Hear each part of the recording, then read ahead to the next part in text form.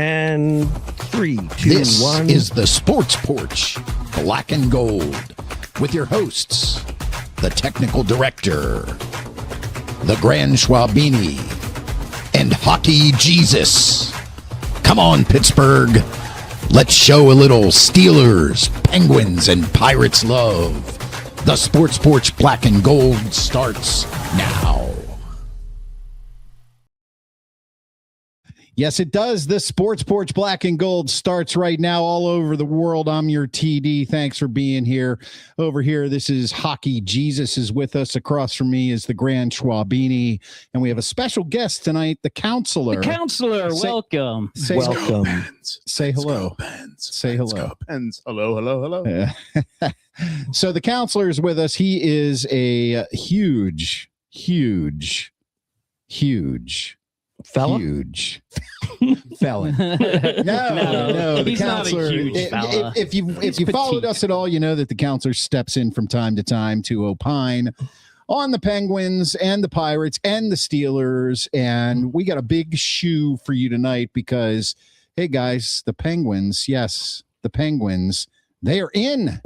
They're back in the playoffs. Yeah, baby. And yes, we are going to talk about that ad nauseum because I feel like I have the two biggest hockey fans in the world right here next to me. Certainly Penguins fans. That's That's absolutely true. Listen, as far as I'm concerned, if you're really into your hockey team, you're probably really into hockey in general. Well, it is true. We were talking about Jeff Jimerson. We were talking about the Frozen Four the other day in a conversation which you would just be absolutely clueless on. Of course. Yeah. Of course I said would. Frozen Four, and you're already thinking like pizza, Yeah. Right. No, I'm not Right. thinking pizza, but I don't know what I'm thinking. some sort of Trader Joe's snack. Some PJ snack. All right. Right. So, the TJ snack. Yes, now I'm hungry. All right. So we got the two biggest hockey fans in the world right here. Hockey Jesus, the counselor. The Pens are in, and that's really exciting. You got tickets to the first two games, I'm right? in. All Two right. tickets to 2 games. So let's talk about this. Is the first game, do they have a day for it yet or no? TBDs. To be Likely Saturday. to be determined. Likely TBD. Saturday is true. likely Saturday. That's a long ways to go. like I thought maybe they'd start opponents? Thursday. The Flyers need a break. Okay. No, they already announced that first games are going to be on Saturday. Oh, really? Yeah. Huh. Interesting.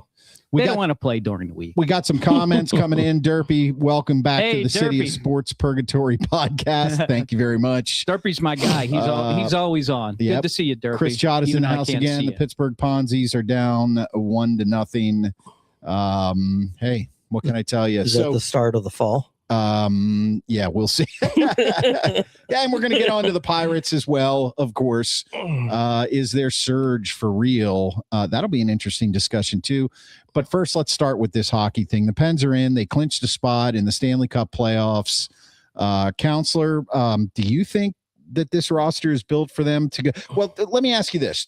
Did you listen to our show last week? Nope. No, demerits for not. I did not. Okay, so I said I had a feeling the Penguins were going to win the Stanley Cup. He already did it to us. I mean, if you want to be that way. Well, he The also curse of Klein. he also doesn't know a Canuck from a Maple Leaf. And he Yes. doesn't know what the Frozen Four is. Here we go, So right back to that's his opinion. What I'm saying though is just and no, I haven't watched a lot of the Penguins this year, but I've followed almost every single day, on sports radio, sports podcasts. I know what was going on. I feel like this year is special enough that their biggest their Achilles heel is goaltending in general. If you're going to break it down really, and make it really simple. Real simple. But I do feel that the playoffs being the second season and the season that counts, that they do have a chance to go to the finals. I really believe that, barring serious injury, something like that. So, I was going to. Would you say that that's based on your analysis of, for example, the Canadians roster? Yes. And I think the color of the uniforms. I think that's what he's going. Oh Basically. yeah, well, it's black and gold all way. So basically, So- it's a gut feel. so It's a gut feel. Am I just right? offer two things. Yeah, Number please. one, Stuart Skinner's been to the finals 2 times now. 2 times. So a goalie can get hot. You don't know. I mean, all these guys are really good. Some goalies are falling off. I read an analysis of how much Vasilevsky's fallen off, basically his save percentage and Yeah. the analytics that are used, which are goals above expected, he's fallen in that category. And that's an analytics that I'd have to look to my engineering friend over there to explain. What's your thought on Vasilevsky, Chris? But it's just high danger shots. I'd like to allow the counselor to finish his thought. So a goalie can get hot. I actually think that luck is a big part of this. So luck. I think, for example, if Ottawa were to upset Carolina and that were to go 7 games, well, they're still not guaranteed to come over yet either. Right. If the Penguins could get through the first round in 4 or 5 games and their opponent played 7 games, then they can advance. And I think that, once you get past the semis to the conference final, anything can happen. Yeah. And the thing is, with playoffs, you don't know who we're playing yet. I mean, it looks pretty positive we're going to play the Flyers, right? Well, traditionally against the Flyers, in opening rounds, we're 2-2 against them. Lately, we've been better than, the early 2000s and the late early 1990s, but you just don't know. I mean, teams, you're absolutely right. Goalies can get hot, and, the Flyers actually are pretty good at having shutouts. So, and that's one thing that the Penguins are not good at. But we're much better at scoring goals. And so I think it's really going to come down to, if you're looking at that matchup, it's going to come down to defensive blunders. Will Letang make more blunders than Drysdale York? That's really what it'll come down to. And will the teams be able to capitalize on it? The one thing I love about this team, and this is unlike most Pittsburgh Penguins teams who have been in the playoffs lately. I mean, by lately, I mean in the last 2.5 decades. They still have the superstars, but the superstars aren't what's really running the show. I mean, you got your highest goal scorer in Anthony Manthon basically shucked on the third line. And that's amazing. I mean, he's the only guy who's scored 30 goals on this team. On a team, did you hear this today? On a team that this is the most amount of goals that this team has scored in the Sidney Crosby era. Yeah, it's that incredible. Means all the teams that Sidney Crosby has played on for the Pittsburgh Penguins, this one has scored the most. And it wasn't because they had, somebody score 50 or 75 goals. It's because their first line scored 79 goals. Their second line scored 59 goals. Their third line scored 66 goals. And their fourth line scored 33 goals. That's an amazing amount of goals, especially on the fourth line. I mean, Flyers' fourth line, only has where's the number? They only have 15 on their fourth. And I line. guess Couturier has 12. Yeah, Couturier I think has 7. Yeah, something like that. Yeah, and then Hathaway's in there too. Well, they don't count. What Couturier wasn't always on the fourth line. Yeah, so I mean he's count. playing. Right, Yeah. It's hard, and that's the thing. Like you have to pick guys who said they're going to be playing on the fourth line right now. Big difference there, rolling the 4 lines, is that the top line is only playing 17, 18 minutes a game instead of 20, 22 minutes. And over the course of the season, that's a huge difference. It's just enormous. But, Stevie, I can remember years when we were cup contenders where the fourth line had 12 goals or 10 goals. Yep. I mean, we had Craig Adams back there at one point centering the fourth line. I don't think he scored a goal at one point in like 97 games. Well, and it's who gets hot too, because remember, like Bonino got hot in the playoffs. He scored almost as many goals in the playoffs as he did all season. Right. So, I mean, that's the other thing. You don't know what's going to happen. Like, I mean, the Flyers have some good young talent in Martone. I mean, that guy can get hot. I mean, and you don't know. You just don't know. He's never been in the playoffs before, and or he might just shrink. It's really difficult. So to say they're going to make it to the finals is more difficult. I actually think it would be better for Boston to flip over, because I think if Boston could beat Carolina, Pittsburgh would have a much easier time beating Boston than they would Ottawa. Yeah. They just can't win in Ottawa, and that they don't like the way the Ottawa plays. They like to play that up tempo, and they can play a physical game too. That's where the Penguins kind of lose it, because they don't really have an up tempo game anymore. So yeah, I'm so excited about them being in the playoffs. This is the first time Hockey Jesus will get to talk about Penguins playoff games. Yeah, it's been a while. To my brethren, because I started the year they missed the playoffs. So I'm no longer a jinx. That's right. I am no longer a jinx. And hopefully I'm not as well. And your flock can now believe in you completely. Well, I have They not. can't. I have not been to a home Penguin game, playoff game in a very, very long time. So coming off of my exodus to Minnesota, so Have I'm you excited. been at one of Exodus. PPG? Yeah, Yeah. Probably when it was Power console. to the Yeah. and people. I'm excited to get the boys down there too. So Yeah, much more so than the Minnesota Wild playoff games. Chris Chota has a question here, guys. Do NHL teams have playoff rosters? If so, will there be recognizable names left off or out of for the Pens? Do you want to take this one, Scotty? go ahead. Okay. They get to increase their roster size. I don't know by how many. I think it's like five or six. It's a bigger number because you can't bring more people on. So they have to announce who's going to be on their final roster. So they actually will see more names on the roster than less names. Right. The question is, who are they going to start when they get healthy? Like, are you going to play Lizotte or are you going to keep Soderblom in there? You know, that's probably one of the bigger decisions that Muse is going to have to make. And I don't know what he's going to do. The other thing that Muse is going to have to decide is how long is he going to keep Chinnikov up on the first line, or when is he going to send him down to the second line and play with Gino and Tommy. So I think, but I love that. I love having that problem because they're two totally different lines when you do that. Yeah. And sometimes you might need to mix it up. Doer may take care of that for us. So Doer's week to week now. So I don't know if he That's true. misses the first couple games. Well, It'd be really interesting. I haven't heard any reports on Lizotte as well. No, We talked about this. he's probably the other 2 weeks day. away I mean, still. Lizotte is just too important for the penalty kill. The penalty kill's been very pedestrian this year without him. Pedestrian. Yeah.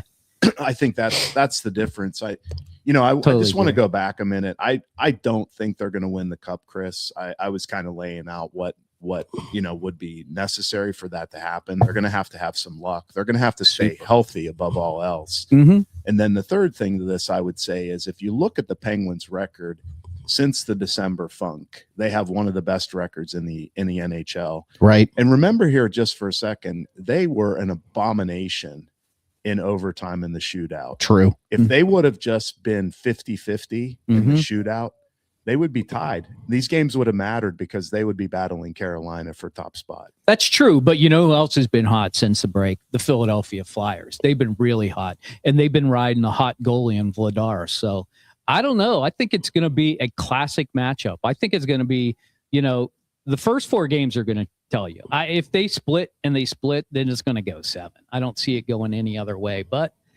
I don't know. I really don't know. I think I'm just so much looking forward to watching them play it out because, what's the alternative?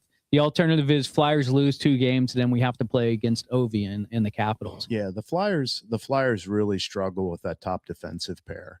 And if you look at the goal differential of the defensive pairs, that's a clear advantage for the Penguins, that top defensive pair, because Ristolainen's really, really not a top guy. Yeah, but Really Sanheim's pretty good, and guy. you could probably say the same thing. Like Carlson is the good guy to Wotherspoon stay at home, but Shea can play up there too. So that's the thing. I think we're a little bit deeper. I think they fall off with Sealer and Andre. I think that's their parent name. So I think that's where I think they're probably better than Drysdale and York. Their plus or minus is better. Drysdale York's plus or minus combined is 0. Yeah, if you look at I looked at the Athletic, had a breakdown, and they were looking at it goals per 60 for and against, and the Wotherspoon Carlson pair. And what I really found is interesting is Wotherspoon played with Carlson at the 3rd highest rate of any pair in the NHL. That's interesting. So that was on a consistent basis, but they had I think the 5th or the 6th best differential. That's my buddy Derpy. You got to throw that comment up there. I did. The Flyers are the Flyers. They'll choke because Philly sucks. Yep. That's science. That's just science. That is science. Yes, that is science. Very good analysis, Derpy. You get an A+. Yeah. Listen, if you're watching us on YouTube and you haven't already, hit that subscribe button. That would really help us out. Click notifications. You'll know we're on every Monday night, 9 p.m. Eastern time. I drop this show into a podcast on Spotify, iHeart, Apple Podcasts, anywhere you get your freaking podcasts right after the show. You can catch our reels on TikTok and Instagram and all that good stuff. So can we do one more thing, hockey? Oh, we could do as much as you want, man. They made the playoffs.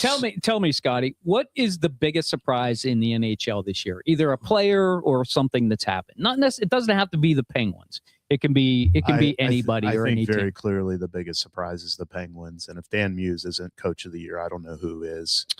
Just to see the difference in some of the players. And Carlson said it very early on in the season, and there was some funky juju going on there with Carlson and Sullivan. Yeah, I don't know what it was, but I don't know how this guy's gotten this out of these players. That's true. And the amazing thing about it is, I think rolling 4 lines and to see the 4th line consistently getting 12 minutes a night instead of 6 or 7, which is what it always did under Sully, is remarkable in that production. Because as you said, 33 goals out of the 4th line. Most teams are lucky if they get 12 to 15 out of the 4th line, and these guys have brought it. And if you look at the data, the expected goals data and the shot data, it's been off the charts. Amy wants to know, what does the Flyers expert say? Yeah, you're the other big hockey guy here, Grand Schwalbini. What are your thoughts on? Also, I want to hear about your, what you think the most surprising in NHL was this year. Yeah, and what are your thoughts on them? How far they can possibly go, and then we don't know who they're playing yet. No, we don't, because the Flyers are playing the right Flyers just got to win one game, so it's looking pretty good. I will give you kind of a different approach to the most surprising thing in the NHL this year. I'm gonna say how far the Maple Leafs have fallen. I agree with that. I think that's excellent. That's a team that had aspirations of the cup for the past couple years. They totally fell apart. They totally fell apart. They're talking about trading Austin Matthews. You know what I mean? So I know. I mean, they're just a complete mess. Yep. And as far as the Flyers are concerned, it's hard to really get a gauge on it, because look, they have the second best record in the league since returning from the Olympic break. I know. So they've obviously played really well. Dan Vladar, I don't think anybody thought that he was going to be as good as he is. He's actually got the best save percentage of any goaltender in 5-on-5 hockey. And I wouldn't have said this probably 2 weeks ago, but with the return of Tyson Forster and the emergence of Porter Martone, all of a sudden they're pretty stacked as far as scoring, because they've got Martone, Forster, Zegras, Tippett, Konechny. Yep. I mean, Mitchkov has come on lately.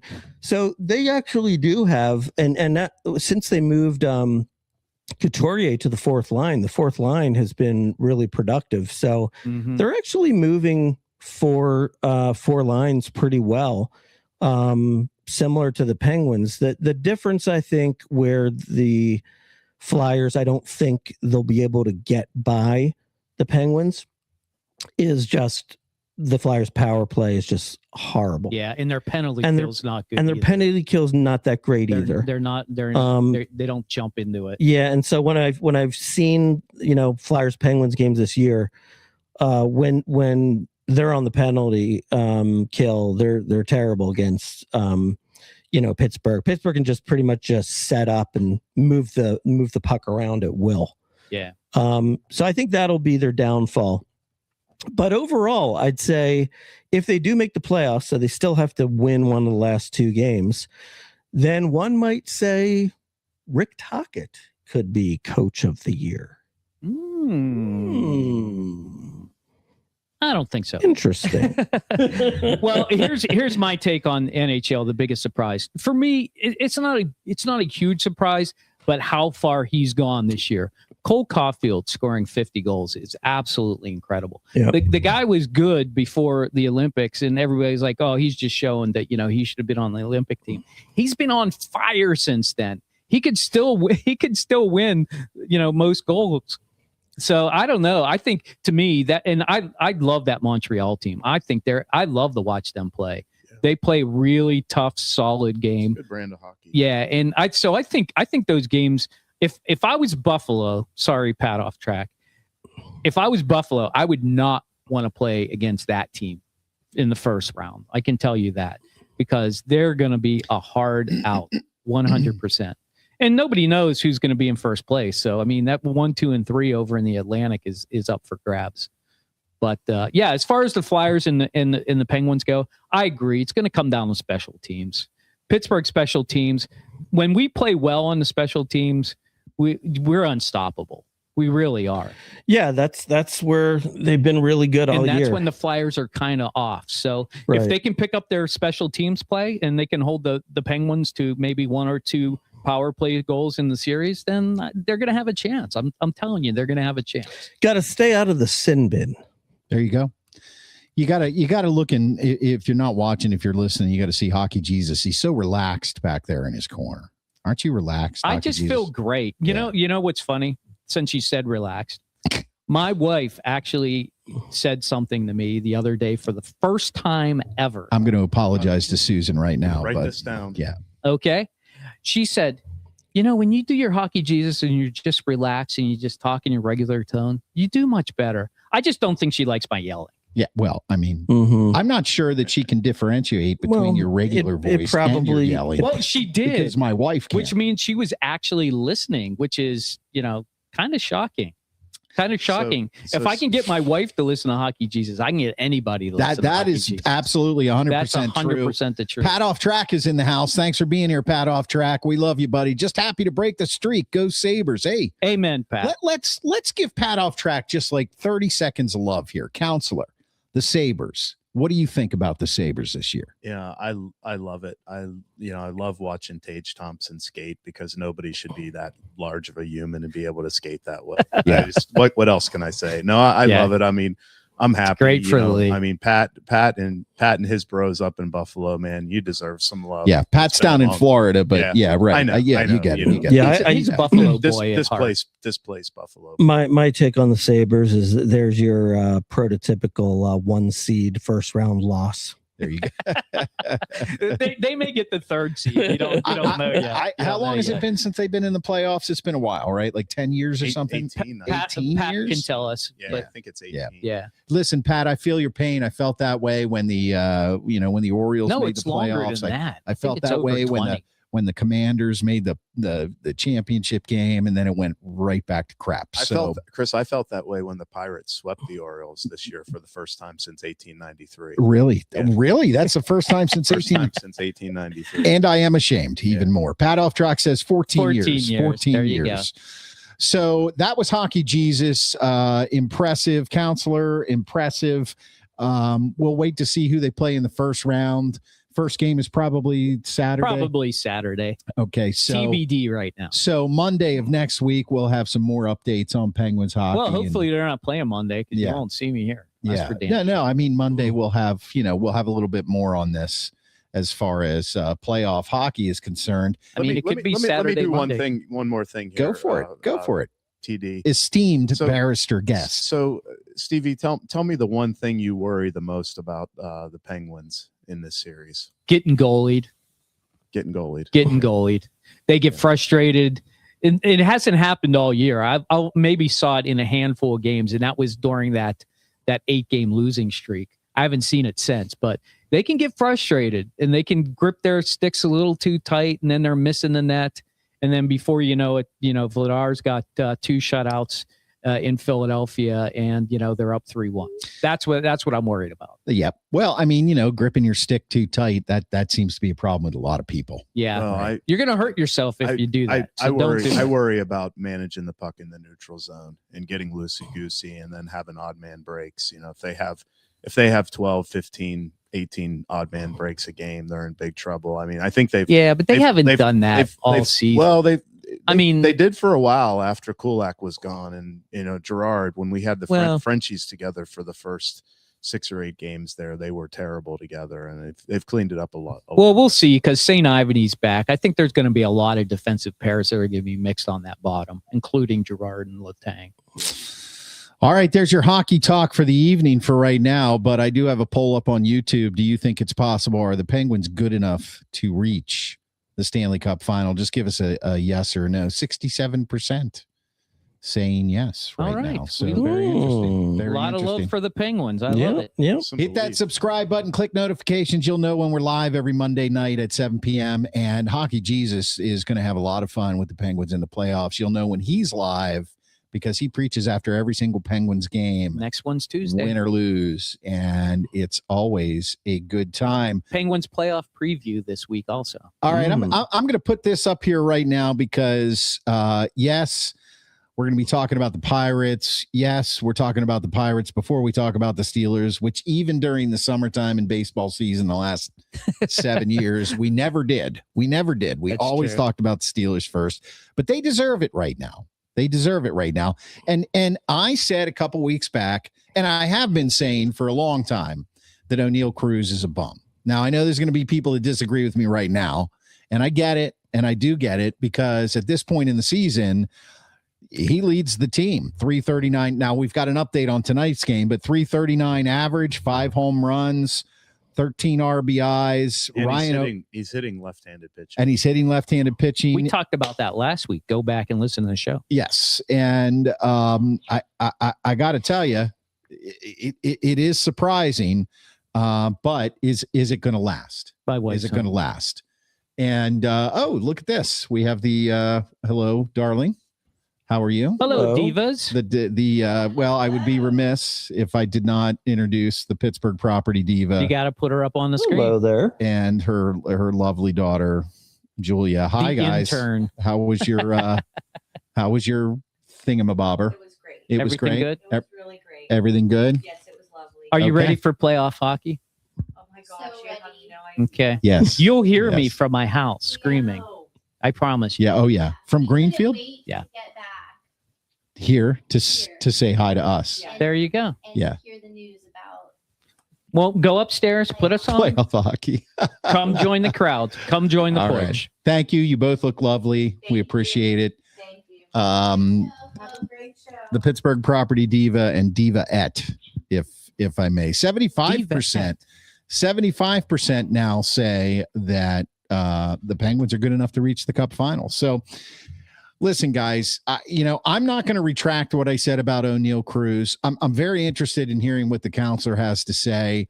What I do think is encouraging right now about Pirates baseball, I'm kind of watching it as we're doing the show.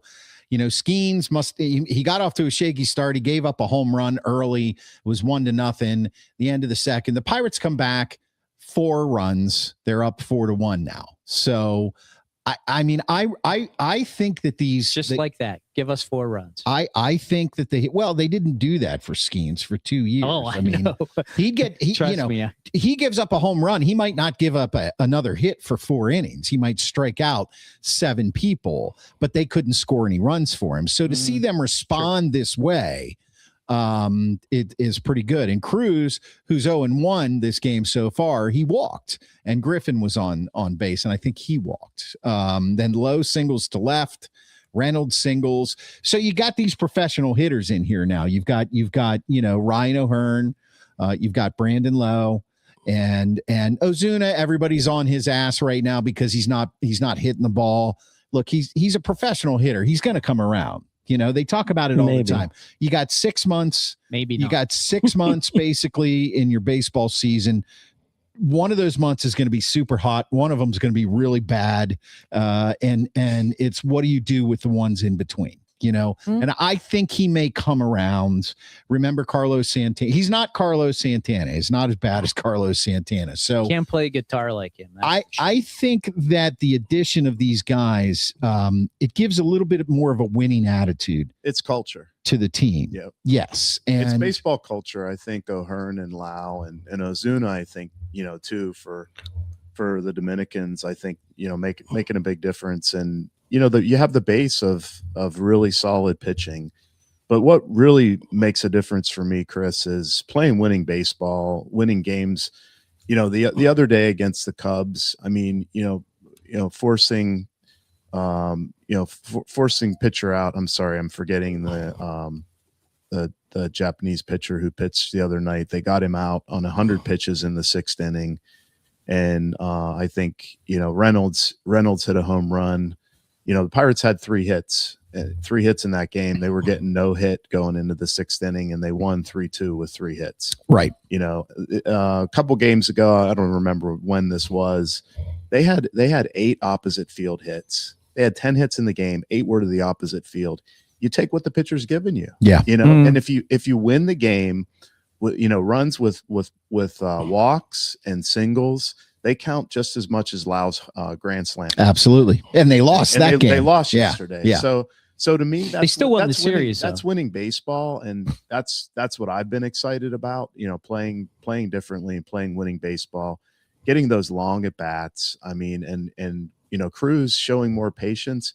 And holy crap, hitting the left-handed pitching. That's the key right there. It's unbelievable. Yeah. The thing that really frustrates me, and for those who watched the game yesterday, what was Brian Reynolds doing like in between throw? It was just, it lost him the game. He said he didn't when he fielded the ball, he didn't really want to throw it, and his explanation was that it kind of came out of his hands. Yeah. Terrible. Which I was it he was under the control of like AI control? I have no idea. I don't know. His throwing arm now is controlled by AI. Is by the other team, I think. Well, I'll tell you the one thing that does continue to confuse me is how little how low on the priority list defense in the outfield for this team seems to be. Oh, they got to be the worst defensive team in the league. I don't know if they are totally. I don't know. I will put a caveat on there. I was at the game, the second game on the 4th, so a couple Saturdays ago, and O'Hearn made an unbelievable catch. Right. And he's played, I think before this year, he's played a total of like 46 games or something out in right field. He made that catch, and for what it's worth, again, analytics, they put a 17%. That's a bad penalty catch kill probability on the catch that he made. Right. So I think like that could surprise, but Reynolds, like they just have to avoid the boneheaded stuff. They don't even have to be an average. They can still be below average, but avoid the boneheaded the stuff. really dumb stuff. Yesterday was just a boneheaded thing. To say that I don't know what happened, I kind of just threw it. Yeah. That's a concentration issue, dude. You need to go, maybe you have ADHD. I don't know. They make drugs for that. Yeah, right. But right. They make good drugs for that. Right. Like and Reynolds used to be good in the that's the confusing thing. That was his number one thing. He's going to be good in the field at least if he can't bat. Yeah. And he's a seasoned veteran. This isn't a guy who's new to the outfield. Right. So it's kind of like you need to be on your game. And I don't know. Is that, I heard last week we were talking about how O'Neal Cruz, he brought in a left-handed pitcher to pitch to him all off season. Kudos to you, man. You're crushing left-handed pitching right now. Yeah, and his average is up. Let's hope that sticks. And he's walking. That's amazing that he's walking. He's also striking out at a pretty good clip. So, he's epic at that. We already know he can do that. Yeah. My concern really is his defense, and it's still not good. He made a pretty good catch the other day, but do you think O'Neal Cruz in game 1 lost the Cy Young for Paul Skeens? Possibly. I know, they were errors. right. The Grand Schwalbini making another prediction. No Cy Young for Paul Skeens because of day 1, opening day. Very first outing. With a 62.3 ERA or whatever it was. So let's dive into this, because this is classic Pittsburgh Pirates baseball in the sense that in the last few years, early in the season, now some of them, they started off hot, others, they looked like crap, and then they got hot. But early in the season, they always give us hope, and usually, and everybody is, and now us, us old guys who've been around a while, we've got that little bit of hope inside of us, but really the bottom line is we don't really believe it anymore. We want to believe it. Do you think, can they sustain this early season, surge because of the culture that you're talking about? I worry about the fact that I think they need another pitcher on their bullpen staff, Yeah. because they got a couple guys like Lawrence is not performing the way he performed last year so far. And then you got that Urquidy guy who doesn't seem to belong, because he's a disaster. They don't really have anybody long relief. So they're blowing through their bullpen early in the year. Can they sustain this? Can they do it? Well, ideally, if you have Majinski in there for that long relief spot, Right, that he can throw 3 innings, that's probably what he's best suited to. I mean, his ERA, I think, is 2.5, and they've been winning games with him, starting. So, kudos to that. But I mean, I just wonder, I wonder if Baylor Falter was still on this team. Bailey Falter to throw a lefty in there, and if they had Majinski, and I don't know what's going to happen with Jared Jones. Is Jared Jones going to come back, and he's really going to be able to throw like he could before? I mean, that's a big question too. But I agree with you, and I think they need another lefty in the bullpen too. I mean, I think that situationally they just need another lefty, and that to me is a big gap for them, other than their defense. So I think that the bats, I mean, we just grumbled about the bats. So, they did it. And yeah. These guys are hitting. And, if you have Horwitz batting 7th in your lineup, given where he was the last half of the season last year, that's a pretty strong lineup. The catchers, the other issue is all the catchers are hitting, well below the Mendoza line. So Davis is at 194. Bring back and can I just say rest in peace, Scrap Iron. But we could use Ed Ott or Duffy Dwyer right now, because those guys would be batting higher than Joey Bart or these guys don't know who Scrap Iron is. Yeah, you lost us. Yeah, you lost. Not sure we need. Not sure we need. Off track on that. Not sure we need to know. Yeah, so Scrap Iron was Phil Garner. Phil Garner, yeah. Second baseman on the 1979 sure, I know Phil Garner. World Championship. 79 team. And coached, I think, for 3-4 teams. I think the Astros, the Brewers. Yeah. I can't remember who else. Yeah, He those was two. the coach of the Astros and the just Brewers. Passed away last weekend. So yeah, rule of 54, Chris. Everybody wins 54. Everybody loses 54. It's what do you do with the other 54 that decides your season? I've heard that before. That's Pat off track giving us a comment there That's that is Pat. actually kind of on track. There you go. He says it every year. Yeah. Question here. I don't think we've raised this, and I do think it's an important question. Very important. With Connor Griffin hitting 138 and pretty much looking lost up there, what do you do? Obviously, I think he's. You talk about the culture. He's a big part of that. I mean, it's, whether or not he is performing on the field, I think the team believes that they have a superstar on the team. Yeah. Right. But the question then becomes, how long can he hit 138 without sending him down to the minors? Counselor? Yeah, I don't know. It's a great question, Mark. I don't think you send him down yet. I don't either. I think you give him another 2 weeks. You have to give him 4 more at least series. A month. I think you have to give him at least a month, and he's been up for 2 weeks now. So Sounds right. I think it's at least another 2 weeks, maybe a little bit longer. I think the question is, do you want to sit him for a couple games? I think he's only sat once, right? And I think, do you want to sit him a little bit more? And and what do you do? And I mean, developmentally, there's been a big knock on the Pirates the last 10, 15 years. So I think that's what concerns me when you talk about Griffin and doing the right thing. Doing the right thing by him. Well, he might not be all that. I mean, he came up in a big huff because of his size and what he was doing where he was. Maybe he's just not ready yet. Maybe he needs to go back down and get some more work. I don't know. I don't think so. I think that they're gonna keep him up here for a while. They just signed him to the biggest contract. Yeah, but should they? That's the thing. And the contract adds to him being kept up here. Right. And even if that's bad for his development. I think they should, because when he goes back down to AAA, he's going to tear the shit off the ball. And it's kind of like the Henry Davis debacle. He's number 1 overall pick. Well, it's not that bad. They're at least playing him at shortstop. But what I mean is Henry Davis was the number 1 prospect, the number 1 pick, 1 overall.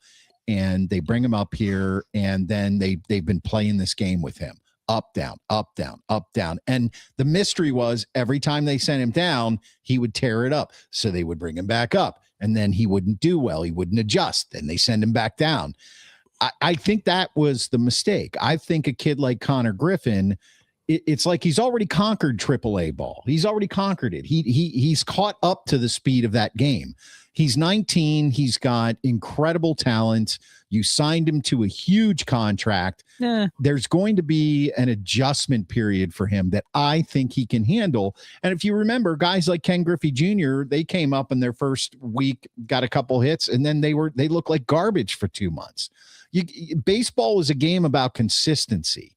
And I think you got to start with these guys. Like, look, I was 100% against leading off with O'Neal Cruz. Look how he's playing this year so far. Okay, so I was wrong about that. But he's batting consistently in the leadoff spot. They're not playing that lineup game with him. Griffin I did see one game he was hitting like 6th or 7th. Yeah, and it was early when he was struggling. Mm-hmm. But Griffin has moved down the lineup a little bit to give him a little better chance to adjust himself, and he has trouble with the fastball. So I think he's going to come around. I really like this kid. As far as whether or not he's a future Hall of Famer and all that kind of stuff, who the hell knows? Well, maybe. But I say leave him up here. That's my opinion. Maybe they just don't have the right coaching for him. And that's very possible. And if that's the case, he's never going to get better until they do get a good coach for him, right? Yes. So maybe they'll invest in a coach for him. I say go hire Derek Jeter. All due respect to Donnie Kelly, I said this last week, and I'll continue to say it. I'm kind of tired of this Pittsburgh Pirates. We got to hire somebody who is from Mars or Moon or Robinson Township or wherever. It's like Greenfield. Look, there you go with the Steelers, but find the best coach. I mean, could they have had Terry Francona? Now, isn't he from Ohio or something, Western Pennsylvania too? Yeah, he's from Western PA. I don't know where exactly. Yeah, but he's better. He's better. Probably Beaver County. He's better. So yeah, I think that this is a tough time to be a Pirates fan. I mean, it's not. It's a glorious time. They just signed a big contract to a young kid. Yeah. They got a great pitcher. Go out there and win some damn games. That's it. That's all you have to say. Okay. Let's not say it's hard. Let's just say it's fun and let's enjoy it. I agree. So that being said, prediction here at this point right now, Counselor, do you think they make the playoffs? It's early, 2 weeks, but based on what you've seen so far, they'll make the wild card. You do? Okay. I had them at 88 wins. I mean, that's where I had them. Now I kind of didn't believe myself. 5-1 Pirates right now. How about you? Do they wild card or not? Right when we can change this prediction as the season goes. No. Okay. How about you? No. Did you see the new City Connect uniforms? What do you think of I think they're way better than the other ones. You like them? Way better than the other ones. Yeah, I don't need to give you a reason. Yeah, you don't. I'll give you a reason. 35, 45 years of failure. There you go. That's the problem. That's the problem. So when we dig into that, you're a believer. You're a believer. I'm going to believe. Are you cynical about this at all? Because we've all been watching them same amount of time, basically. I'm cynical about the bullpen a little bit, and I don't know if I don't understand the mechanics of so many more pitcher injuries compared to when we were kids and when we were growing up. Right. And they stopped taking roids. I look at crap like big problem. I look at crap like Keller, a couple nights ago being at 75 pitches and knowing you have a shit ass bullpen and taking Keller out at 75 pitches rather than pitching him at least one more inning and letting him get to 90 or 92. Right. So I like that bothers me a little bit. So I'm a little cynical around the edges, but again, I'm bought in on culture, and I've didn't know a ton about Lau before, didn't know a ton about O'Hearn, but those guys are baseball guys. Yes. They're winners. And I've watched them enough again. And when a team has 10 hits in a game and 8 of them are to the opposite field, that to me is winning baseball. That is an example of winning baseball. Take what the pitcher will give you. and Yeah. they won the game. You know. Well, we shall see in the coming weeks what happens. Currently, Henry Davis is up to bat. Let's go, Hank. It is the bottom of the third with 2 outs. The Pirates have now given Paul Skeens a 5-1 lead. And what I would say is, Will this be his third win? I believe so. Yes. He has now pitched. Skeens has now pitched 3 innings. He gave up that home run with a walk and 4 Ks. So what I said earlier was, pretty true. I mean, Skeens is probably going to settle down, and he should pitch a Skeens game. Now, of course, Henry Davis just struck out. So, Come on, Hank. as Henry. as far as this is concerned for me, I am not sure where to go with this. I have a different feeling about the team on the field. That's the way I feel. I have a little bit of a different feeling about the way they handled the offseason. Now, I did see Rich Eisen on the Rich Eisen show. He went nuts and said, Pirates fans, you guys should be happy as hell. This guy would never spend any money, would never do anything like this. And he literally went out and said, this kid could be a generational player. We're going to put him here. We're going to build around him. And, he brought in some bats and, but the point is, on a national stage, they're looking at the Pirates and they're saying, look, they're doing something. Yeah. We just don't really believe it's going to work out here. Well, what they're saying, though, I think you're kind of overinflating it a little bit. They're basically saying, no, you're saying like, wow, they're doing something. I think what they're saying is, hey, they're trying. That's not the way. Go back and watch that Rich Eisen clip. It's not the way he talked about it. He talked about it as if this was a super exciting thing and it was great for the city of Pittsburgh and great for Pittsburgh Pirates fans and all that stuff. Well, how else would you talk about it? Well, I mean, if he thought they were just trying, I don't think he would have said it the way he said it. I think he was saying, hey, Pittsburgh, be excited. The team is finally trying. Did you watch the clip? I'm making the clip up myself. He is the clip. Okay. The clairvoyance already picked it up. He doesn't need to watch it. All right. Join the conversation. We want to hear from you. Drop your comments in the chat. Subscribe on YouTube at the Sports Porch Podcast. You can also email the show, ogsportsporch@gmail.com. Visit porcheslive.com. Go ahead, Scott. Go ahead. Do we have to talk about the draft? A little bit, of Just course. a little bit. Yeah, we're going to talk a little Next bit week, about we're really going to If I dig read in. another mock draft, I'm going to hurl. We're not going to do a mock draft. No, we don't do tonight. mock drafts here. Yeah, That's we don't. dumb. We don't really do that. We just give our opinion on who we want. So on the As it clock, changed. the NFL draft is taking over Pittsburgh. And I mean, Good seats still available. listen, guys, these two live in the city of Pittsburgh. Mark lives way out in the boondocks in a farm town. And We live in I the barracks of and- Monroeville. and I live in Amish lifestyle. and I Minus the beard. I live in a compound in Monroeville. So but anyway, this is the most exciting thing to happen to Pittsburgh in our lifetimes. I think so. It's from a sports perspective. Other than you would think winning the Stanley Cup, right? I don't know. No, man. from I've been to fan a perspective. couple Super Bowls, including one that the team won. But they haven't been they here. haven't been But they here haven't in been here. Pittsburgh. Yeah. I got you. Yeah. This is the biggest thing to happen. And yes, they are on the clock. And there was, I think it was Derpy or somebody made a comment about Mike McCarthy and all that kind of stuff. I mean, what do you guys think? Are they leaning? I've been making the case that I actually believe that the Steelers should take a lineman. That's what I think.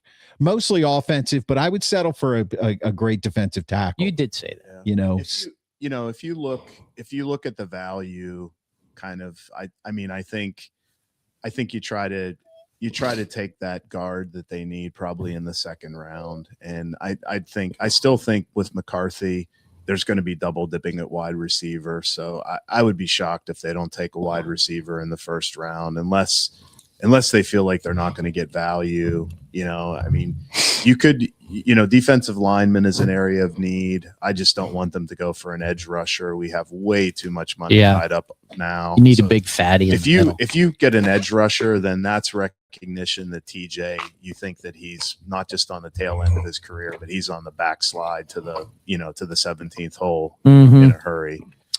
Which I think he is. Yeah. He might be.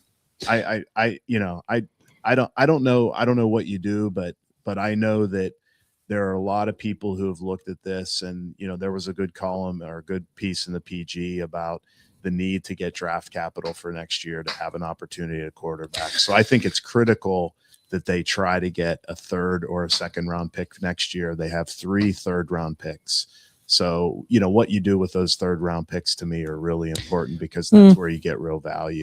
That's actually pretty interesting. You That's a bring good it up point. because they have the most picks in the draft this year. They have 12. Yeah, they're like, they don't even have enough roster spots to use 12 picks. I mean, it'd just be garbage throwing them away. So I look to package these up somehow, and I think they'll try to get an extra second-round pick next year. I think it's going to be. Well, let's just put it this way. If there was a shot at them trading up to get, what's his name? Mendoza, do you think they would do it? No. No, So you're you not don't- getting Mendoza anyways. The Rangers are definitely taking. I said if there was a shot. I see. If I there think was a The shot. bigger Unless question the shot is, included TJ Watt. If it included TJ Watt and only given up 1 first-round pick this year, your first-round pick this year and a first-round pick next year, then maybe. But the bigger question quarterback wise is, will they draft Ty Simpson if Yeah. he's available? Yeah, I hope not. I think they'll go wide receiver instead. See, that's why I argue for the line, because I look at this and again, the elephant in the room once again is perhaps the quarterback who shall remain unnamed and is currently unsigned. And a lot of people say the Steelers, or he's holding the Steelers hostage. And I don't think he's holding the Steelers hostage. No, I he's think not. the Steelers are holding themselves hostage. Tomlin left a mess at the quarterback position, which we all talked about years before it even happened. Like, what's going to happen when Ben retires? Is he going to be able to develop a quarterback? The answer was a resounding no. And, we're not even talking about McCarthy as a new coach right now, but that position is a mess. So to me, drafting a wide receiver number 1 and then bringing him into a situation where the quarterback room is in really, look, guys, it's in total shambles. Chris, Trent Dilfer won a Super Bowl. Well, I know, but he's the only one. Well, He's the only Trent Dilfer to ever win a defense Super was a Bowl. little bit Nick, better you- than this. you can't- help me out here, Mark. Nick Foles won a Super Bowl. Yeah, I know, but those aren't 27-2. aren't those the exceptions? They are not the rule, Go right? away. right? Of course, Yeah, but I think Yeah, they are Sam- more I exceptions. Sam Darnold did end up winning Yeah, a Super But Bowl. the quarterback position is in shambles in the entire league. The league functions as haves and have-nots with the quarterback position. I mean, tell me it doesn't. No, It's I agree haves with you. and have-nots. I agree with you. And there's a lot of luck involved. Oh yeah, There's a ton of luck involved in it. I mean, it's a bit of a crapshoot. Well, you The just only have thing to that's- you have to pick a number 1 quarterback like 2 or 3 years in a row. The Then only- you hit the lottery. unless you're Cleveland or Right. the Jets. Well, Cleveland had one, and Well, then they let it go. Yeah, but true. part of it though is, I mean, there is a skill to it. I mean, the good GMs can identify a guy like, a perfect guy like that would be like a Bo Nix. Like they identified that Bo Nix could be an elite quarterback, and they went up in the first round to get him. And I believe he was outside of the top 10. Was he like 12 or something?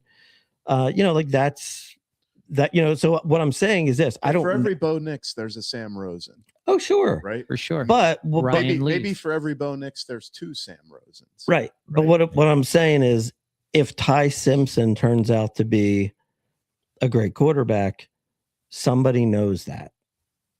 And if Yeah, the Steelers that's true. and if the Steelers don't know it and he turns out to be great, So this is a little that's a bit problem. This is a little bit to me like the Pirates criticism of Pirates from a development standpoint and hitting and a development coach. And you've got to put the quarterback in the right system. And if Bo Nix isn't playing, I mean, I think one thing, Mark, I would agree with you on. If he's not playing for Sean Payton devises an offense around him. I mean, I think True. that's important too. Yeah. Yeah, that's So true. you Yeah, but you McCarthy can't would do square a that if peg he around brought a in a hole. quarterback. Yeah, McCarthy would do that Well, he with a doesn't need to quarterback. because he has Will Howard. Yeah. I mean, you got Will Howard. Yeah, You get Will Howard. Tell me you're. Don't tell forget me- about Mason Rudolph. Tell He's me you're still kidding. available. Right. Tell me you're He's kidding. he's on a roster. Yeah. I mean, to me, the Steelers have Maybe that's what he's doing right now. He's a mastermind. I'm looking at my friends in Minnesota who have so much pain right now. And Oh, so God, much do buyer's remorse. I mean, it's Kenny Pickett do-over, you know? Yeah. I mean, It's true. seriously. Yeah. I mean, it's terrible. Plus, they traded away the guy that was great for them. Yeah. It's worse. And then Yeah. he wins a Super Bowl. Yeah. Well, he was on a Right. 1-year deal. They let him sign somewhere else. Yeah. Yeah. Because So- they thought they had somebody. Right. That they did. Yeah, and you know what? We talked about that at the end of the year last Mhm. year, and I Yeah. think all of us agreed. We were like, why would you let Sam Darnold go somewhere else and rely on a rookie Right. who barely played when he won 14 games for you? Right. Yeah. You yeah. know, We did. and I think they were thinking, well, McConnell is the guy that did it.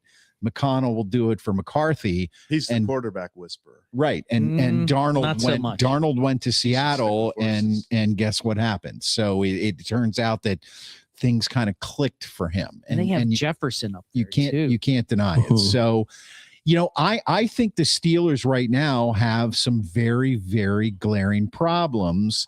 And obviously the biggest one is quarterback.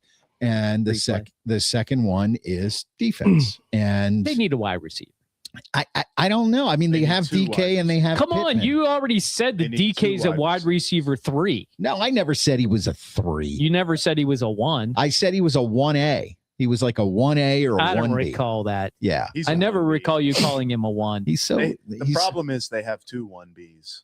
that's exactly we've talked about Yeah. that. That's exactly right. Yep. That's exactly right. But That's 1 more than last year. look, I look at the George Pickens experiment, and Pickens had his own issues, but they also brought this kid into a situation in which the quarterback room was a mess. So it's kind of like as soon as he ends up And in a it's place so clear now. and Dallas, and Dallas, you know, they've had their issues, but as soon as he ends up at a spot where there's no question who the quarterback is, he had a pretty goddamn good year. So You And guys he know still how ain't many- getting paid. You know how many playoff wins Dak has? yeah, none. So One.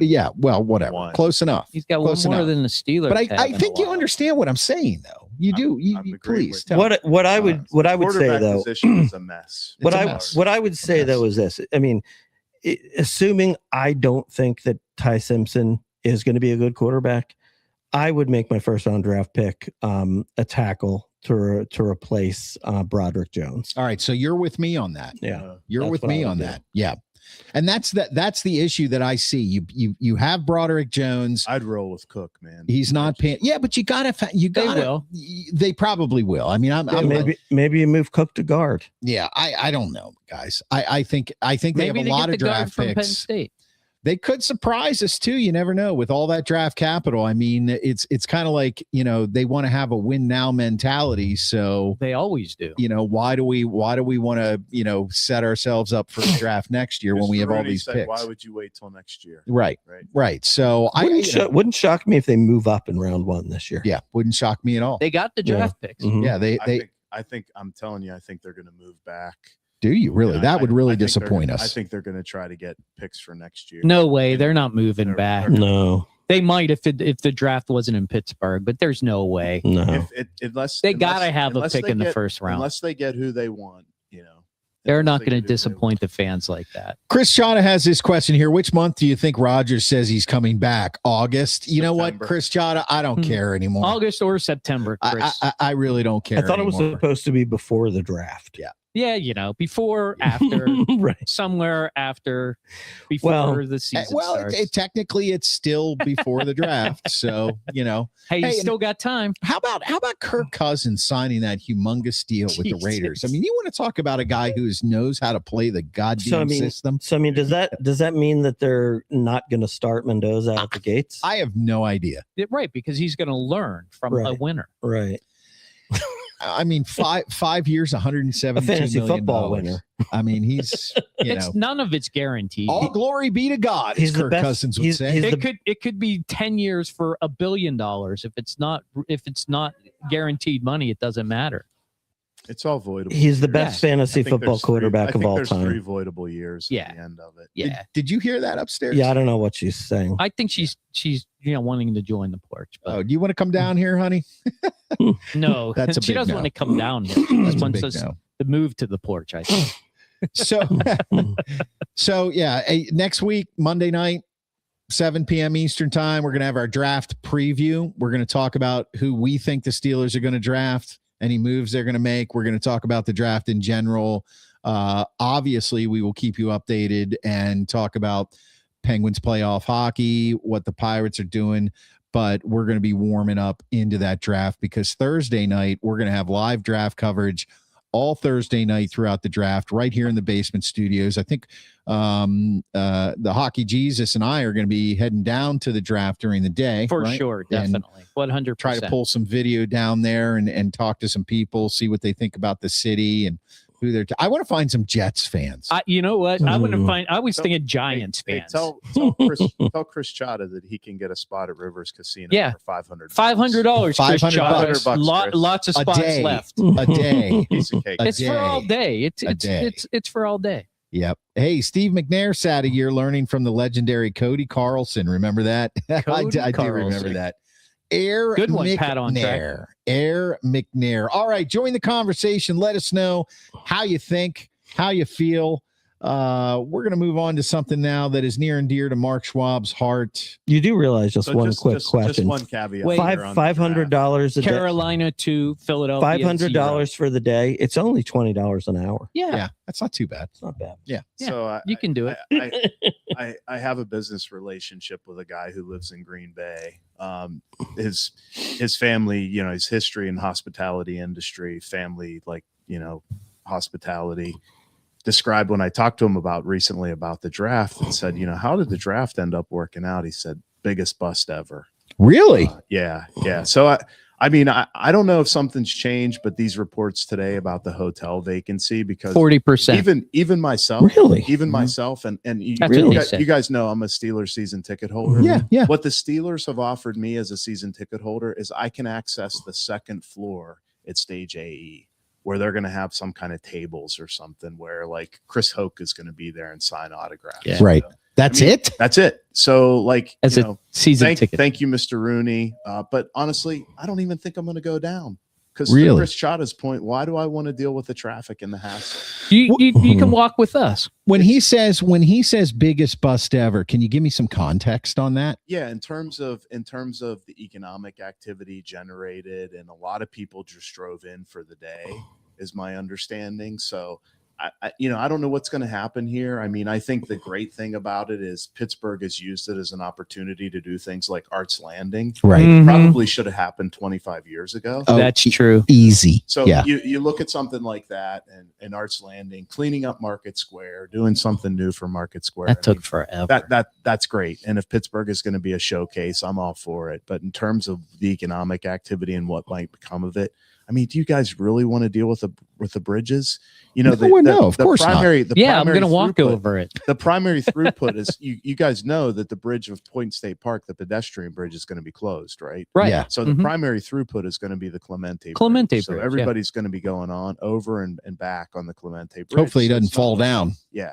So No, it's we'll a see. suspension bridge. It's good. I That- checked it. That's an interesting take because I think there are an awful lot of businesses here that are gearing up and hoping that they make a lot of money. Yeah. Yeah. And he's saying no. I mean, Rivers Casino, I'm sure they're going to do good. Chris Chata is going to be there, chung ching ching, the toll. Right? Well, if they're coming in, they got to pay the parking. Yeah. Yeah, that's true. They're The not city's all gonna coming make in out on parking. Ubers. For what it's worth, I mean, Green Bay's different, obviously. It's way different. It's a little bit up on an island because, I think the difference is here. I think It's in the middle of the there neighborhood. are 11 franchises that are within a 6 to 7 hour drive. Uh-oh, Tippett's hurt. So, but anyway, for what it's worth. Yeah, I mean, I could see a lot of people from people from Buffalo, people from Philly, people from DC, people from New York, Cincinnati, Cleveland, even Indianapolis, Nashville, Indianapolis, maybe North Carolina, Sure. possibly Atlanta. They're not driving though. They're probably flying. How about Nashville? I did say Nashville. Yeah, we'll see. But that's an interesting take because I just assumed and this isn't see a somebody people who's just a misery. This isn't somebody who's just a jabroni off the street. Yeah. So Yeah. All Well, right. that was the first thing that I heard about the draft that was pretty negative, that 40% still available in the hotels. That blows my mind. Yeah, well, I mean, not really. Did you see how much they want for a room? Well, I was going to say they're jacking the price. The price is up. The prices are ridiculous. $1,500 a night. That's the one thing that I've learned. Now that I'm in a city that's hosting the draft, is that it's terrible in terms of it's. When you look at it on TV and you see the fans reacting, that looks fun and that looks like genuine, but it's pretty clear now that those are people that have a ton of money. Yeah. Yep. It's really it's a big money. It's just like going to a concert. It's like not you can't get close for less than $1,000. It's not a game. I mean, the Super Bowl is pretty epic too, but right. You're going to watch your team play a game. Yeah. Right. This is just like, I don't need excuses to go just get shit-faced drunk. I mean, yeah. seriously. No, not anymore. We're way past that. Boys. Not anymore. Yeah. For now. I can just go do that tonight. For now. I don't need a reason. I imagine there's going to be a moment in my life between now and the time I die where I might need a reason. You might need a reason. Maybe. I mean, one more. I mean, come on. Yeah, one more probably. Well, it's like 30 years from now. I think it'll be interesting to see how many locals are going to be here. Yeah. That's not really going to be our take when we go down. We're going to be looking for people coming in from outside.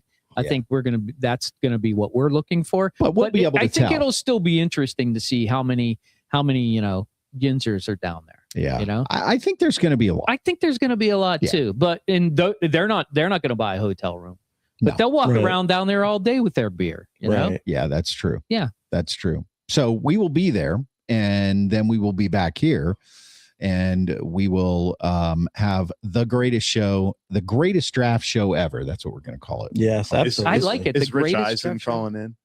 No, we got Mel Kiper on hold though. Joe, your golf buddy Joe Theismann. Yeah. All right, Grand Schwalbini, let's take us out.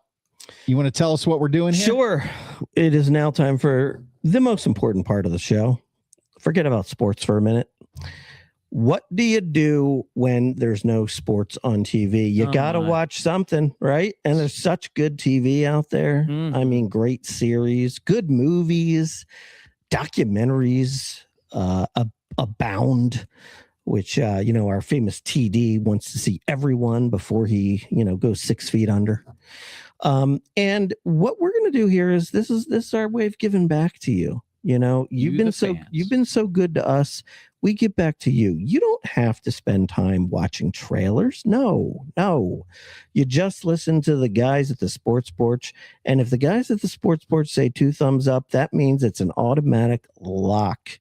If we say 2 thumbs down, that means if you watched it, it's your fault. If we give you 1 up and 1 down, that could be, hey, if you like rom-coms, you'll like it. If you don't, you'll hate it. Right? But the bottom line is we are here for you. And we're going to start you off right now. Might as well get the documentary out of the way with RTD. There you go. Let's get the documentary all out of the way. The TD, which is me, well played, sir, has watched on Hulu. Somebody died in an apartment. Death in Apartment 603. Do people die in apartments? What? They do occasionally. I can't believe this. This happened. one must have been special. This is a shocker. This must have been special. Was this set in West Philly? It actually was set in Manayunk. Was it? Yes. Okay. Yes. I watched this for you today. Manayunk. What happened to Ellen Greenberg? Wait. Did you watch the Peaky Blinders movie? No, I did not. Oh boy. So you're not a man of your word. No, I'm not. So, Okay. All right, go ahead with your apartment story. Something we already also. All right. Ellen Greenberg apparently committed suicide in her apartment. Or so after they her say. fiance could not get it. Her fiance left the apartment around 4:50 in the afternoon, went downstairs to the apartment complex gym. He worked out. He came back about 40 minutes later. The door was latched from the inside. Was it a crisp fall day? Couldn't get in. Went down, complained to the concierge. I think my fiance latched the door and she's taking a shower or something. I don't know what's going on. Concierge says, I can't leave the desk unless it's, we have to call law enforcement. He basically goes up and back a couple times, complaining more. Finally, he breaks the door down only to find that she has stabbed herself 20 times Wow. and committed suicide. Something That's sound a little fishy That's about an odd, that. that's an odd way to kill yourself. Something yeah, sound that's a little not fishy typical. about that. That's not Seems like it typical. would hurt. Even in Manayunk. Yes. Yes. So now here's the thing. The Philadelphia police classified it as a suicide in 2011.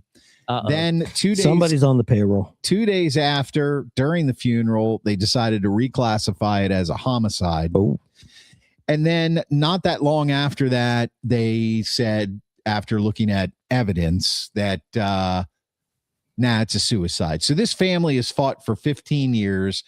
They finally won in court. Philadelphia, they settled in court because it was a civil lawsuit, because once a case is a suicide, it's not investigated. They got Philadelphia to agree to reclassify it again as a homicide, and yet they have still done nothing. So what's compelling about this is listening to the explanations of some of these medical examiners and how they explain. She had a knife sticking out of her chest. mhm. She had stab wounds and surface punctures In our back. on her back and on the top of her skull, and some blunt force trauma. And you're telling me that's how she killed herself? Mm. There you I go. don't There you think go. so. Got one back. Death in apartment 603. What happened to Ellen Greenberg? It's actually a pretty good story. The only bad side of it is that it's open-ended. Up until this day, her poor parents, who are now in their, I want to say in their late 70s and are fighting like hell, they still have not gotten any resolution. All they want is the city to reopen the investigation. But of course, the crime scene, because it was a suicide, the apartment manager let a crime scene cleanup crew in right after the crime. So now there's, Mitchie. yeah, Mhm. yeah, it's a mess. But I thought it was pretty compelling, and I didn't have time to watch Peaky Blinders today. So There's Death in always Apartment next week. 603 Hulu. But I do love Hulu, man. I Yeah. do love Yeah. Hulu. Hulu's back. Do you got the premium so you don't have to watch the commercials? I must, because I Yeah. don't get any commercials. Nothing So like a documentary You gotta that have the doesn't premium. have an ending. there you go. That's exactly right. Well, most of them are open ended. Right. Right. All right, let's Because it's move real on. life. It sounds like the Grand Schwalbini would like to finish us out tonight, so I'm going to I go. think so. I'm going to go with HJ right now. This, please tell me that this is worth watching. The Chosen. The Chosen. Everybody Is knows this- what The Chosen is is. this This is The HJ. Yeah. Bible channel. This is the No. story of HJ. Yeah, the story of me. Yes. If I was a savior of the world, which Right. I'm not. So it's not really a story about me. Mhm. Actually, this is really well done. Even if you're not religious, okay, let's just say you don't care a lick about Jesus Christ. Sure. Okay, Sure. you don't care about him, but you're interested in the person Jesus. Like, what did he do when he was around? You know, Who did why you drink beer with? Yeah, why did these people want to follow him? Where did Mhm. What was his relationship like with his mom? You know, Mhm. those sorts of things. Yes. This is really excellent. Did he ever go to the red light district in Amsterdam? They did not show that scene yet. Okay. And All right. being that he's about to be crucified, I don't think it's going to happen. I have a question. Did Yes. Jesus eat ham? They don't. No, he was a devout Jew. Jewish people do not eat ham Good people. Thank you. in the year 40 If I CE. if I had ham here tonight from Easter, would you have eaten? You eat ham, right? No, you know what? I'm all things ham except ham. Exactly. Yeah, Seriously, like I Bacon, like bacon. Sausage. I like sausage. I like Mark, that's- pulled pork. Mm, Mark, that's pulled called pork. Yeah, Yeah. but Pulled the pork. actual ham, I don't like that. I Doesn't think it's like like the ham. spiral ham. right. It's gross. But you're not. Yeah. You don't it's care. it's dirty. If it talked, if it tasted really good to you, would you eat it? I might, but it's. I've never really had a great piece of pure ham. No, ham. ham's Yeah. kind of just salty. Yeah, That's it's- really what isn't it is. isn't ham pork? And Yeah. pork is ham. Yes, Yeah. yes, it is. Well, but it's But the way you prepared cook in it, different yeah. ways, Yeah, I and know. yeah, it's. Can you we know. get back to The Chosen? Yeah, Yes, let's go there. yes. Let's go there. So like I was saying, if you're interested in the life, Pat off track. Just And- jump into this. and there's Probably. Let's see. there's absolutely no way for the people to know if this is what really happened. You know, they're just hitting the highlights and they're filling in everything between the highlights. And you know what? I think it's excellent just because it's a different take on the story that everybody knows about Jesus, because they fill in all these gaps in kind of an interesting way, and they make like the disciples seem like some of them actually don't like each other, Mhm. and some of them are like, you're stupid, and there was kind of like a power struggle. I love it. I think it's great. There's only one more season left. I did watch all 5 seasons, Good God. and there's one more season left. It'll be about the passion, when he gets, Nailed on the captured by cross. captured by the Romans. Yeah. The Jewish people are involved. When he's betrayed by his own people. Yeah. Mhm. Well, I mean, He would partially. I mean, there's some Rome happenings. I think they tie it together really well. Mhm. Okay. And it's a story that everybody knows, but yet it's still very interesting. Pat Off Track is on track tonight. I love what happens at the end. We don't know, because that's going to come up. You know what it was? I think what happened is he ate an Isley's chipped ham sandwich, Yeah. and they were like, "We can't have that." A chopped chip ham sandwich. Put him up, chip chopped ham. Hey, Yeah. Pat, newsflash, it doesn't end. Oh my God! Here we go. Here we go. All right. 2 thumbs up for The Chosen, by the way. You have to watch it, even if you're not religious. It's worth your time. It's really good. It's well done. What is it? What is it on? What is it on? I can't remember if you said. Actually, it's on a lot of things. It's on Apple TV, Okay. or you know what? It's just in an app, like The Chosen, the app. Good God. You could just download the app and watch it off the app. All right. Yeah. The Chosen. It's everywhere. HJ, Hockey Jesus, says you should watch it. I feel like I've already watched it. Grand You Schwalbini. should watch it. You need to watch it. This is interesting. I need a lot of things. Tell us about it, Grand Schwalbini. The Grand Schwalbini made his way to the theater Again. and enjoyed Project Hail Mary starring Ryan Gosling. And guys, it was as good as advertised. Oh, Really? yeah. It was getting a lot of advertising. I mean, it was big marks. This was Rotten Tomatoes, 96 critics, 94 viewers. You know what I mean? right. And I've heard some talk of he should win the Oscar for this. I honestly will be surprised if he does not win the Oscar for this. I feel like Wow. this is the movie to get him over the hump and get that award. It was really, really good. I would say it's probably worth it to see in the movies, because a lot of it is in space with some pretty cool alien life forms and alien ships. Mm-hmm. And it was really, really good. I mean, look, of course, I did go into this with extremely low expectations, Smart. because I kind of looked at it and I kind of said, if you can see on the screen there, the alien is kind of like a rock. Yes, I was going to ask you about The Rock. I hear that The Rock was supposed to be like personable, Is this but yet it's is just this The a little Rock. bit like The- Ryan Reynolds' the- arm just I mean, I have to tell you, I think it's like Wall-E. The Rock was really cool. Oh, really? Like The Rock, I would almost it was all AI. I would The almost equate The Rock to like an R2-D2 character. Okay. You know what I mean? Mhm. And it was a really good story, and it was, you were kind of on the edge of your seat the whole time, and it was a really cool look at alien life. And of course, we got to save the planet. That's always important. And Ryan Gosling, who better to do it than such a good-looking guy?